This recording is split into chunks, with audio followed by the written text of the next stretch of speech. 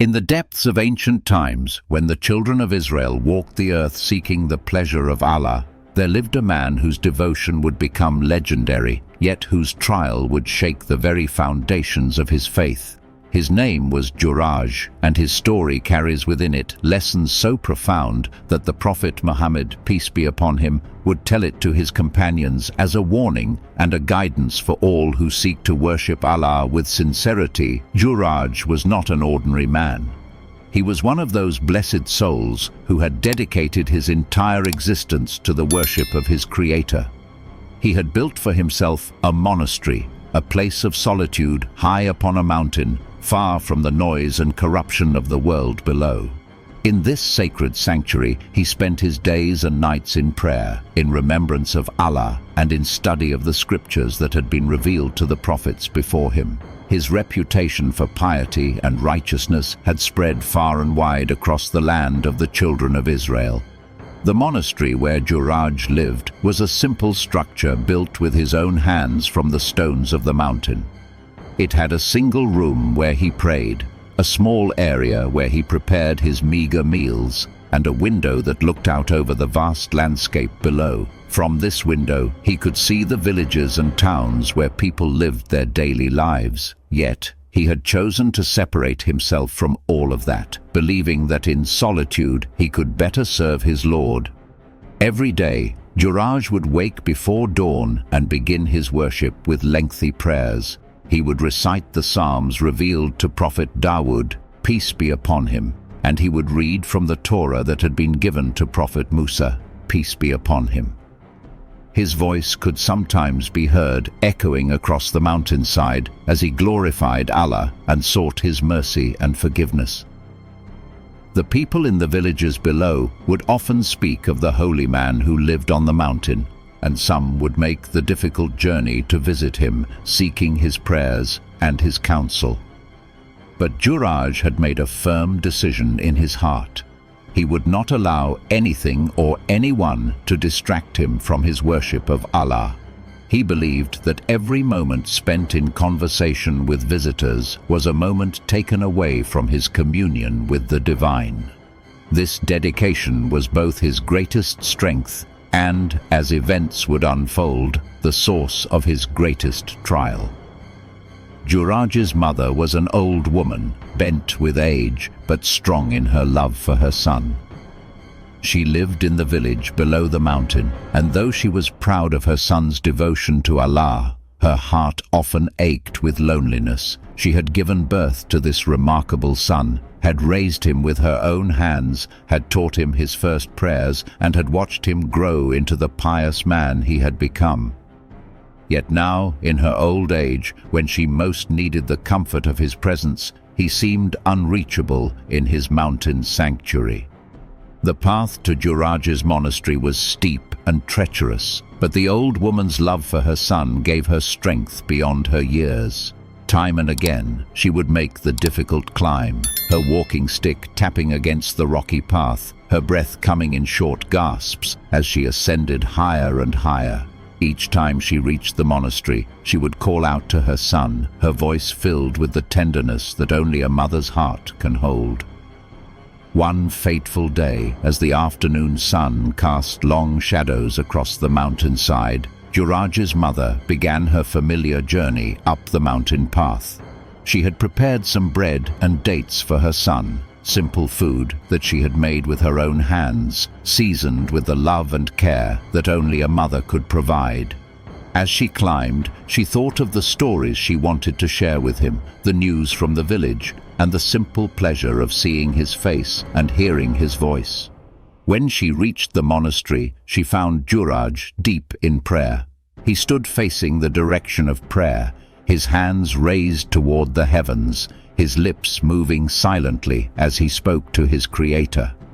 The sight filled her heart with both pride and sadness. Pride because her son was so devoted to Allah that he had given up all the pleasures and comforts of the world. Sadness because she realized that even she, his own mother, seemed to have become secondary to his worship. "Juraj, my son," she called softly, not wanting to disturb him too abruptly. "It is your mother. I have brought you some food, and I long to speak with you." Her voice carried across the small space of the monastery, but Juraj continued his prayer without acknowledging her presence. She waited patiently, knowing that prayer was sacred and should not be interrupted. Minutes passed, and still Juraj remained in his prayer. The old woman shifted her weight from one foot to the other, her aged joints beginning to ache from the long climb and the standing. She called again, this time a little louder. "Juraj, my beloved son, please, when you finish your prayer, come and greet your mother." But again, there was no response. In his heart, Juraj heard his mother's voice, and for a moment a conflict arose within him. Should he shorten his prayer to attend to his mother, or should he continue his worship of Allah? This was not the first time he had faced this dilemma, and each time he had chosen his prayer over everything else, believing that Allah's rights came before all others, even before the rights of his parents. As he continued his prayer, Juraj spoke silently to himself, weighing his options. "Should I answer my mother or continue my prayer?" he wondered. "If I stop my prayer now, I will have to begin again, and Allah knows how much I love these moments of communion with Him. My mother will understand. She raised me to love Allah, and she would want me to choose His worship above all else." The old woman waited for what seemed like an eternity. The sun moved across the sky, and the shadows grew longer. Her legs began to tremble with fatigue, and her heart grew heavy with disappointment. She had made this difficult journey not for herself alone, but because she genuinely missed her son and wanted to share in his life, even if only for a few moments. Finally, she called out one more time, her voice now tinged with hurt and frustration. "Juraj, I am your mother. I have climbed this mountain to see you. Will you not even acknowledge my presence?" But still, her son remained absorbed in his prayer, seemingly oblivious to her pleas. The old woman's heart broke. She had given this son everything she had. She had sacrificed her own comfort and happiness to raise him properly. She had taught him to love Allah and to live righteously. And now it seemed that his love for Allah had grown so great that there was no room left in his heart for the woman who had given him life. Tears began to flow down her weathered cheeks as she realized that her son was not going to break his prayer to speak with her. The disappointment was overwhelming, but beneath the disappointment, something else began to grow. It was a feeling she had never experienced before toward her beloved son. It was anger, deep and painful, the anger of a mother who felt rejected and forgotten. As she stood there, her whole body shaking with emotion, the words that would change everything began to form on her lips. They came from a place of deep hurt, from the wounded heart of a mother who felt that her love and sacrifice had been forgotten. She raised her face toward the sky and spoke words that she would perhaps regret, but which Allah, in His infinite wisdom, would use as a test for her son. "O Allah," she cried, her voice echoing across the mountain, "if this son of mine is truly sincere in his worship of you, then test him. Test him through women. Let him face a trial that will show him the true nature of this world that he thinks he can escape from." The words came out in a rush of pain and anger, and once they were spoken, they hung in the air like a prophecy waiting to be fulfilled. Having spoken these words, the old woman turned and began her descent down the mountain. Her legs, already weak from age and fatigue, now trembled with the weight of what she had said. As she walked, she began to regret her words, but it was too late. The prayer of a parent, especially when it comes from a place of genuine hurt, carries a special weight in the sight of Allah. Meanwhile, Juraj completed his prayer, unaware of the momentous words his mother had spoken. When he turned around, he found that she was gone. A pang of guilt struck his heart, but he pushed it aside, telling himself that he had made the right choice. Allah comes before all else, he reminded himself. Even before my mother, she will understand. But Allah, who knows the hearts of all his servants, had heard the mother's prayer. And in his perfect wisdom, he decided that Juraj, despite his piety and devotion, needed to learn a lesson about balance, about the rights of parents, and about the true nature of worship that encompasses all aspects of life, not just the ritualistic time past. And Juraj's mother never returned to the monastery. The old woman had told the other villagers about her son's behavior, and many were shocked. Some defended Juraj, saying that his devotion to Allah was admirable, while others criticized him for neglecting his mother in her old age. The story spread from village to village, and Juraj's reputation began to change. He was no longer seen solely as the pious hermit on the mountain. Now, some people spoke of him as the man who ignored his own mother. Juraj himself noticed the change in how people looked at him when they came to visit. Some seemed hesitant to seek his counsel, while others appeared to judge him with their eyes. But he remained convinced that he had acted correctly, and he continued his worship with the same intensity as before. Meanwhile, in a village not far from the mountain, "Wait!" she called out, and something in her tone made him pause. "I understand your caution, and I respect it, but surely there is no harm in offering a prayer for a struggling soul. You need not even speak to me directly. Just pray for me from where you stand, that Allah might guide me away from sin and toward righteousness." The request seemed reasonable, and Juraj found himself hesitating. After all, praying for others was a good deed. And if this woman was truly seeking guidance, should he not at least offer her that much? But even as these thoughts formed in his mind, he sensed the trap that was being laid for him. "I will pray for you," he said finally. "But then you must leave and not return. This is not a proper place for such encounters." He raised his hands and began to pray, asking Allah to guide the woman and to protect him from any temptation she might represent. As he prayed, the woman watched him intently. She could see the inner struggle playing out on his face, the battle between his desire to maintain his spiritual purity and his natural human responses to her presence. She recognized that he was not as immune to temptation as he pretended to be. And this knowledge filled her with a sense of triumph. Day after day, she returned to the monastery. Each time, she brought a new story, a new request for prayers, a new reason why she needed his spiritual guidance. And each time, despite his better judgment, Juraj found himself drawn into longer and longer conversations with her. What had begun as brief exchanges through the window gradually evolved into extended discussions about faith, about the nature of sin and redemption, about the struggles of the human soul. The woman was clever and patient. She never pushed too hard or moved too fast.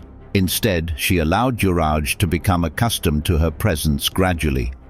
She spoke to him about her supposed spiritual struggles with such apparent sincerity that he began to believe that she was genuinely seeking to reform her life. She told him stories of her past sins with just enough detail to seem authentic, but always with the claim that she deeply regretted them and wanted to change. As the days turned into weeks, Juraj found that his prayers were becoming shorter and less focused. He would find himself thinking about the woman's questions and her problems during his times of worship. He began to look forward to her visits, telling himself that he was helping a soul find its way to Allah, but knowing deep in his heart that his motivations were not as pure as he claimed. The woman, sensing that her plan was working, gradually began to escalate her approach. She started asking if she could come closer to the window when they spoke, claiming that the distance made it difficult for her to hear his wise words properly.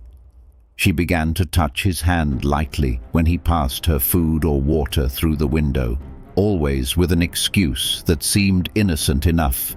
Juraj knew that he was walking on dangerous ground, but he felt powerless to stop himself.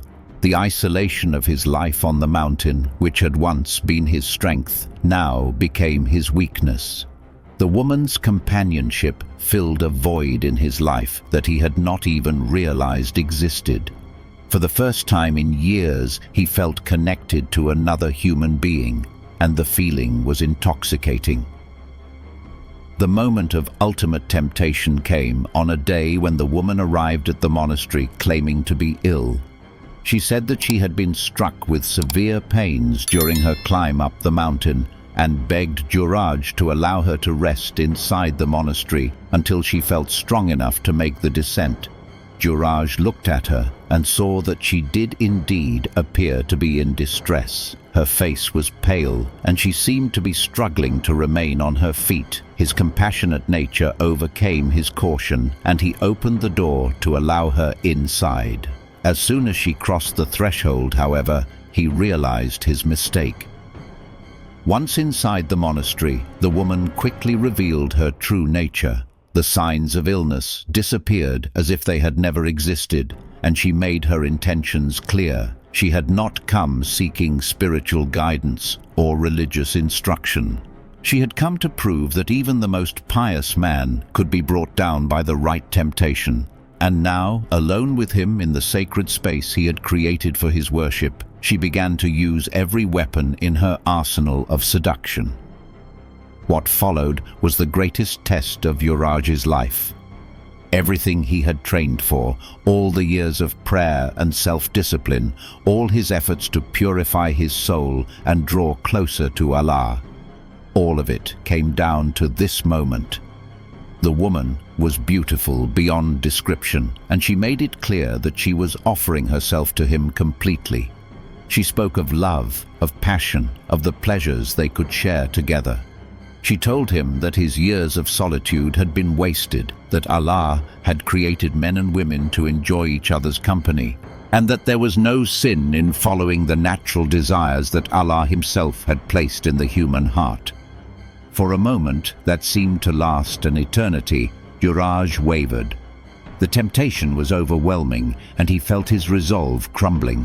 In that moment, he understood the true meaning of his mother's prayer. This was the test she had called down upon him, and he was failing it miserably. All his prayers, all his worship, all his claims of devotion to Allah seemed empty when faced with this ultimate trial. But just as he felt himself about to surrender completely, something happened that would change everything. In his moment of greatest weakness, when his spiritual defenses were at their lowest, his mind suddenly filled with images of his mother. He saw her as she had been on that day when she climbed the mountain to visit him. He saw the love in her eyes, the disappointment when he ignored her calls, the pain on her face as she realized that he would not break his prayer to acknowledge her presence. And in that moment of clarity, he understood the true lesson that Allah was teaching him through this test. It was not just about resisting temptation, although that was certainly part of it. It was about understanding that true worship of Allah encompasses every aspect of life, including love and respect for one's parents, compassion for others, and recognition of the rights that all people have upon us. With a strength that came not from his own willpower, but from a deeper understanding of what it truly meant to serve Allah, Juraj stepped back from the woman and spoke with a voice that was clear and firm. "No," he said, "I will not betray my Lord, and I will not betray the trust of my mother who raised me to know right from wrong. You must leave this place immediately." The woman was shocked by the sudden change in his demeanor. She had been so close to achieving her goal that his rejection seemed impossible. But she was not finished yet. If she could not seduce him with promises of pleasure, perhaps she could destroy him through other means. "You fool," she said, her voice now filled with venom instead of sweetness. "Do you think you can reject me and suffer no consequences? I will make you pay for this humiliation. I will tell everyone that you have dishonored me, that you lured me here under false pretenses and then forced yourself upon me. Who will they believe? The pure and innocent woman, or the hermit who has already shown that he cares nothing for anyone but himself?" Juraj felt a chill of fear run through him, but he stood his ground. "Say what you will," he replied. "Allah knows the truth of what has happened here, and he will defend the innocent." The woman left the monastery in a rage, and true to her threat, she began to spread lies about Juraj throughout the surrounding villages. She claimed that he had seduced her with false promises of spiritual guidance and then forced himself upon her. She wept convincingly as she told her story, and many people believed her. The news of the accusation spread like wildfire through the region. People who had once revered Juraj as a holy man now looked at him with suspicion and disgust. Some refused to believe the accusations, but others were all too ready to accept that the hermit, who had ignored his own mother, might indeed be capable of such behavior. But the woman's lies had consequences that even she had not anticipated. Unknown to anyone at the time, she was already pregnant from an encounter with another man. When her pregnancy became visible, she claimed that Juraj was the father. The accusation was so serious that the authorities were called in to investigate. A group of men from the villages came up the mountain to confront Juraj. They were angry and ready to exact justice for what they believed he had done. When they reached the monastery, they found Juraj in prayer, as he always was. But this time, they did not wait respectfully for him to finish. "Come out, you hypocrite," they shouted. "Come and face the consequences of your actions." They pounded on the door of his monastery and demanded that he open it immediately. Juraj was shocked by their hostility, but he opened the door and faced them with dignity. "What brings you here with such anger?" he asked, though he suspected he already knew the answer. "You know very well what brings us here," replied their leader. "That woman you dishonored has given birth to your child. How do you answer this accusation?" Juraj felt the world spinning around him. A child? The woman had given birth and was claiming it was his. The magnitude of the lie took his breath away. "I have never touched that woman," he said firmly. "I have never dishonored anyone. This accusation is false." "Lies," shouted one of the men. "She has told us everything. She has described your monastery in detail. She knows things about you that only someone who has been intimate with you could know. And that there was no sin in following the natural desires that Allah himself had placed in the human heart." For a moment that seemed to last an eternity, Juraj wavered. The temptation was overwhelming, and he felt his resolve crumbling. In that moment, he understood the true meaning of his mother's prayer. This was the test she had called down upon him, and he was failing it miserably. All his prayers, all his worship, all his claims of devotion to Allah seemed empty when faced with this ultimate trial. But just as he felt himself about to surrender completely, something happened that would change everything. In his moment of greatest weakness, when his spiritual defenses were at their lowest, his mind suddenly filled with images of his mother. He saw her as she had been on that day when she climbed the mountain to visit him. He saw the love in her eyes, the disappointment when he ignored her calls, the pain on her face as she realized that he would not break his prayer to acknowledge her presence. And in that moment of clarity, he understood the true lesson that Allah was teaching him through this test. It was not just about resisting temptation, although that was certainly part of it. It was about understanding that true worship of Allah encompasses every aspect of life, including love and respect for one's parents, compassion for others, and recognition of the rights that all people have upon us. With a strength that came not from his own willpower, but from a deeper understanding of what it truly meant to serve Allah, Juraj stepped back from the woman and spoke with a voice that was clear and firm. "No," he said, "I will not betray my Lord, and I will not betray the trust of my mother who raised me to know right from wrong. You must leave this place immediately." The woman was shocked by the sudden change in his demeanor. She had been so close to achieving her goal that his rejection seemed impossible. But she was not finished yet. If she could not seduce him with promises of pleasure, perhaps she could destroy him through other means. "You fool," she said, her voice now filled with venom instead of sweetness.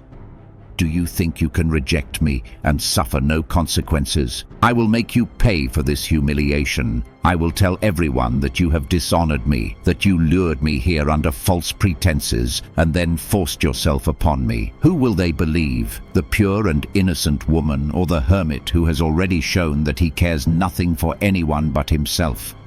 Juraj felt a chill of fear run through him, but he stood his ground. Say what you will, he replied. Allah knows the truth of what has happened here, and he will defend the innocent.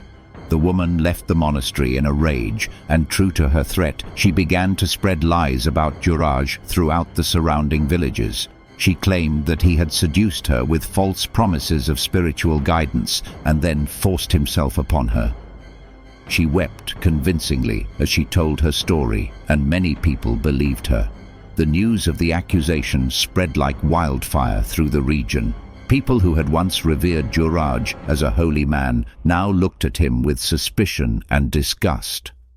Some refused to believe the accusations, but others were all too ready to accept that the hermit, who had ignored his own mother, might indeed be capable of such behavior.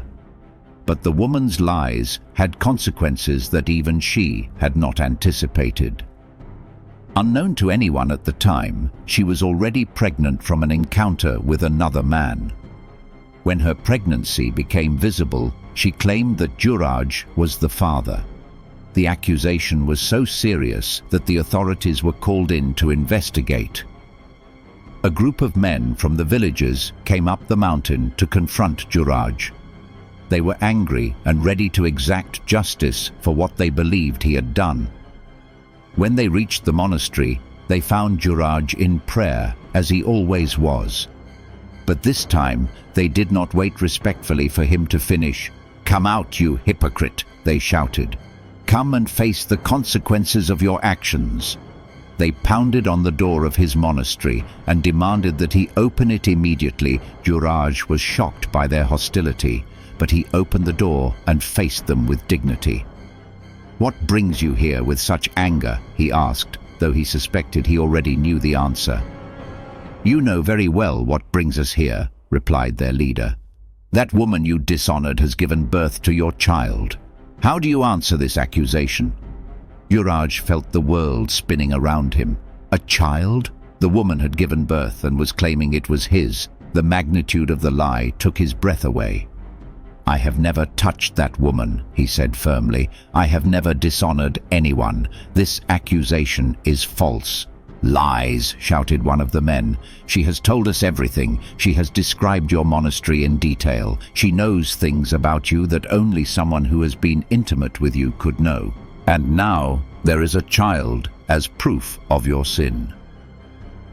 Juraj realized that his protestations of innocence would not be believed. The woman had been clever in her lies, and the existence of a child seemed to provide irrefutable proof of her claims.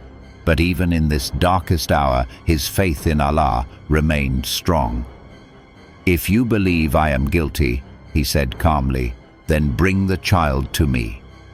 The men were surprised by his request. They had expected him to continue denying the charges, not to ask to see the evidence against him. But they agreed, thinking that perhaps he was finally ready to admit his guilt and make amends. A short while later, they returned with the woman and her newborn child. The woman looked at Juraj with triumph in her eyes, convinced that she had finally destroyed him completely. The child was indeed beautiful, innocent of the lies and scheming that surrounded its birth. Juraj looked at the baby, and then he did something that no one expected. He knelt down beside the child and spoke to it directly. "Oh, child," he said in a voice that was clear and strong, "if you can speak by the permission of Allah, tell these people who your real father is." The crowd gasped at his words. What kind of defense was this? How could a newborn baby possibly speak to answer such a question? Some began to laugh, thinking that Juraj had finally lost his mind under the pressure of his guilt. But then something miraculous happened. The baby, who should have been incapable of speech, opened its mouth and spoke in a voice that was clear and understandable to all. "This man," the child said, pointing toward Juraj, "is not my father. My father is the shepherd who tends his flocks in the valley below." The crowd fell silent, stunned by what they had just witnessed. A newborn child had spoken, and its words had cleared Juraj of all accusations. The woman who had made the false claims turned pale and began to tremble, realizing that her lies had been exposed by a miracle from Allah. The men who had come to punish Juraj now fell to their knees in amazement and remorse. They had accused an innocent man, and Allah himself had intervened to prove his innocence. They begged Juraj's forgiveness and asked what they could do to make amends for their error. But Juraj was not thinking about their apologies or their offers of restitution. The miracle of the speaking child had reminded him of something far more important than his own vindication. It had reminded him of his mother and the pain he had caused her. "There is one thing you can do for me," he said to the assembled crowd. "Find my mother and bring her to me. I have a great wrong to make right." The men quickly located Juraj's mother in her village. When they told her what had happened, how her son had been falsely accused and how Allah had vindicated him through a miracle, her heart was filled with conflicting emotions. She was relieved that her son was innocent, but she also felt a deep sadness about the estrangement that had grown between them. When the old woman finally stood before her son again, both of them wept. Juraj threw himself at his mother's feet and begged her forgiveness for the way he had treated her. "Mother," he said, his voice breaking with emotion, "I now understand that I was wrong. I thought I was serving Allah by ignoring everything else, even you. But I see now that true worship includes honoring one's parents and showing compassion to all of Allah's creation." His mother, whose love for her son had never diminished despite her hurt and anger, forgave him immediately. She lifted him up and embraced him, and in that embrace, years of pain and misunderstanding were healed.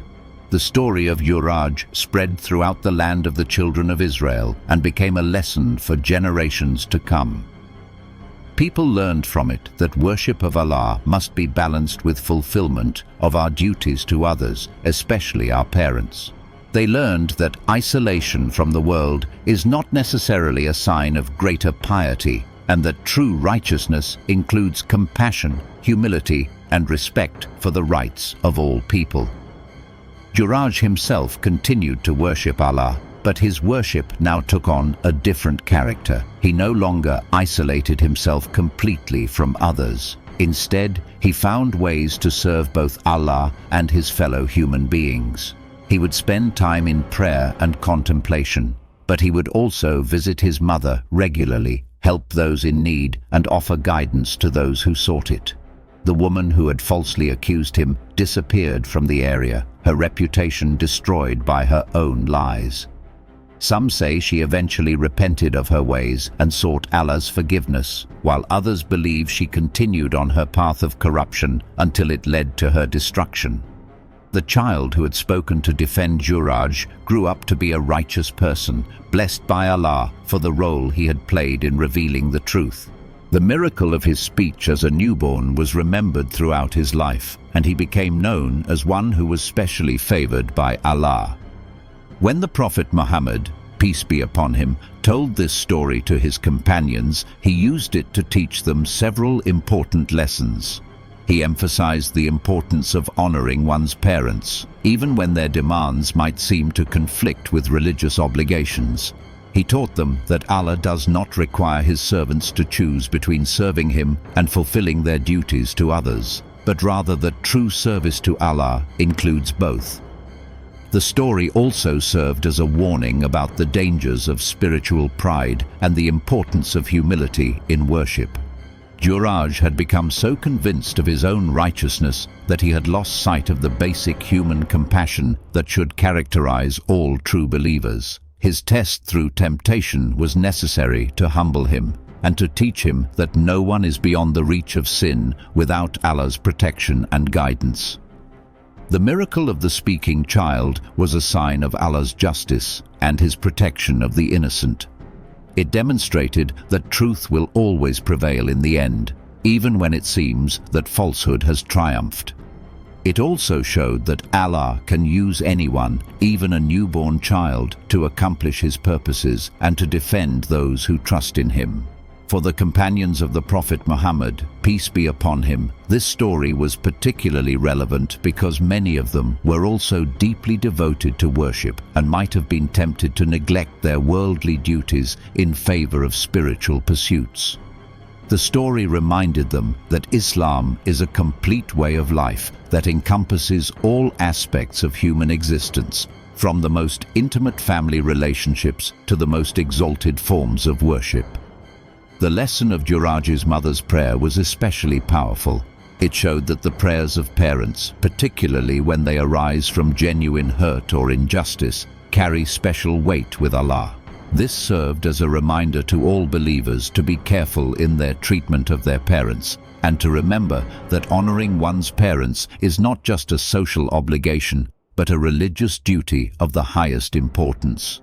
The story also illustrated the concept of divine testing and how Allah uses trials to purify his servants and bring them closer to him. Juraj's test was severe, but it was also necessary for his spiritual growth. Through it, he learned lessons that could not have been taught through any other means. In the end, the story of Juraj became a beloved teaching tale that was passed down through generations of believers. It served as a reminder that true righteousness is not found in isolation from the world, but in engaging with it in a way that is pleasing to Allah. It taught that worship and worldly responsibilities are not opposing forces, but complementary aspects of a complete and balanced life. The monastery where Juraj had lived became a place of pilgrimage for those seeking to learn from his example. Visitors would come to reflect on the lessons of his story and to pray for the wisdom to balance their own spiritual and worldly obligations. The mountain itself seemed to echo with the memory of the events that had taken place there, serving as a permanent reminder of the importance of humility, forgiveness, and the integration of all aspects of life in service to Allah. Today, when we reflect on the story of Juraj, we can see its relevance to our own lives and our own struggles to serve Allah properly while fulfilling our duties to our families, our communities, and our society. The story reminds us that true piety is not about escaping from the world, but about engaging with it in a way that brings us closer to Allah and benefits all those around us. The prayer of Juraj's mother, which began as an expression of hurt and anger, ultimately became the means through which her son learned some of life's most important lessons. In this, we can see the mysterious ways in which Allah works, using even our pain and our mistakes to guide us toward greater understanding and righteousness.